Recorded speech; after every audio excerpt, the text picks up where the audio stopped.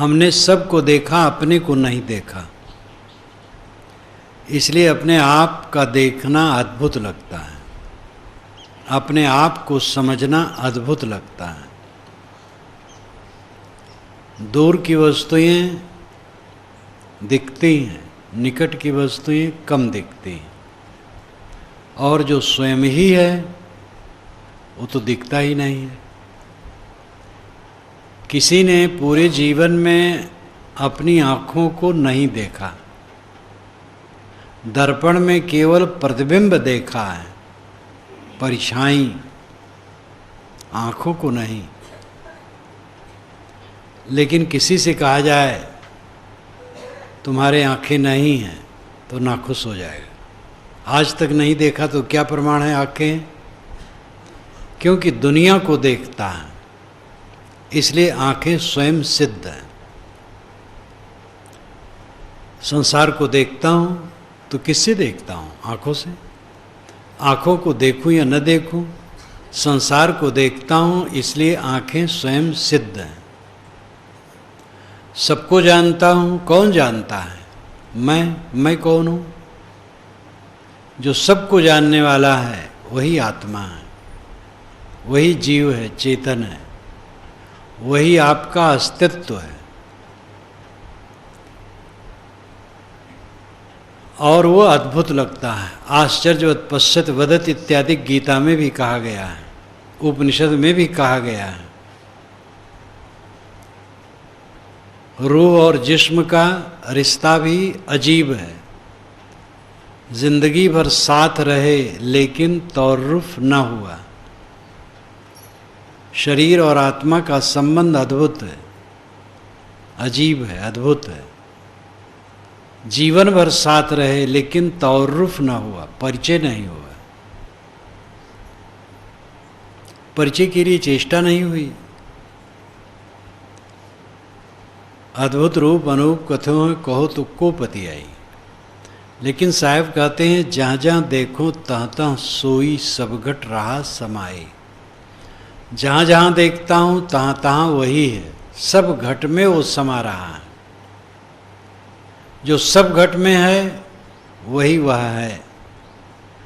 कण कण में भी लोग कहते हैं कि वो कण कण में है।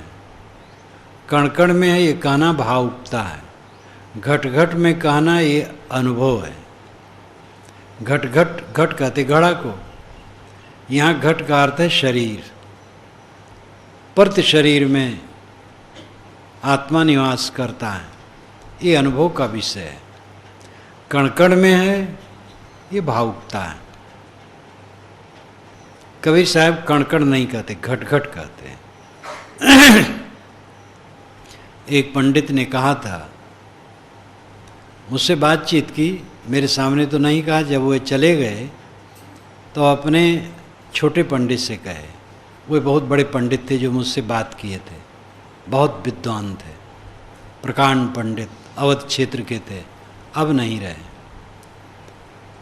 तो अपने छोटे पंडित से उन्होंने कहा कि महाराज जी की बातें और हम लोगों की बातें करीब करीब एक ही हैं। फर्क यही है कि हम लोग कण कण में मानते हैं, वे लोग घट घट में मानते हैं। कण कण में मानना व्यवहारिक है, घट घट में मानना व्यवहारिक नहीं है। तो उनके पंडित मुझसे आए, मिले और कहे हमारे ज्ञानी जी कहते थे कि महाराज घट घट में मानते हैं, कण कण में नहीं, इसलिए वो व्यवहारिक नहीं है। तो मैंने कहा घट घट में व्यवहारिक है, कण कण में व्यवहारिक नहीं है। आप कहीं पेशाब करते हैं तो किसी प्राणी के ऊपर न पड़े ये ध्यान रख सकते हैं, लेकिन कण के ऊपर न पड़े, ये कहाँ व्यवहारिक है? पैर रखें, किसी घट प्राणधारी के ऊपर न पड़े पैर, ये तो ख्याल रख सकते हैं, लेकिन किसी कण पर पैर न पड़े ये सोचना भी असंभव है। इसलिए कण कण में है ये अव्यवहारिक है, घट घट में हो व्यवहारिक है। कहे तो मैं समझ ही नहीं पाया, अभी जाके कहूँगा उनसे। मैंने कहा भाई समझने में समय लगता है। कण कण में जो गति होती है वो आत्मा के नाते होती है, ऐसा भ्रम है। पढ़े लिखे लोग भी कहते हैं जड़ तत्व तो जड़ है, उनमें क्रिया कैसे होगी? जब आत्मा उसमें क्रिया करे तो क्रियावान हो। लेकिन ये तो साधारण बुद्धि से समझना चाहिए कि भौतिक द्रव्य स्वतः गतिशील है। भौतिक द्रव्यों में जो गति है वही उनकी संपत्ति है। गतिहीन हो जाए ये संसार शून्य हो जाएगा। जड़ द्रव्य स्वतः गतिशील हैं, उनकी गति उनमें अनादि निहित है। ये समझना बहुत सरल है, तो विज्ञान सम्मत है। कण में गति होती है, आत्मा के नाते नहीं, उनमें स्वभाव सिद्ध क्रिया है। हवा में गति होती है, जब पूर्वी चलती है तो पूरब तरफ से कोई परमात्मा ब्रह्म ढकेलता है, और जब पश्चिम तरफ से चलती है हवा तो पश्चिम से परमात्मा ढकेलता होगा। ऐसा कुछ नहीं, वो प्रकृति के दाब के अनुसार चलता है। पानी की धारा, हवा की धारा, सभी द्रव्यों में गति स्वतः निहित है। अतिशयोक्ति लोग करते हैं आध्यात्मिक क्षेत्र में, जो गलत है। घट घट रहा समाई, साहब कहते वो आत्म तत्व घट घट में समा रहा है, इसलिए सबको अपने समान समझो। घूंघट का पट खोल रे तो को पीऊ मिलेंगे, घट घट में वही साईं बसत है, कटुक बचन मत बोल रे।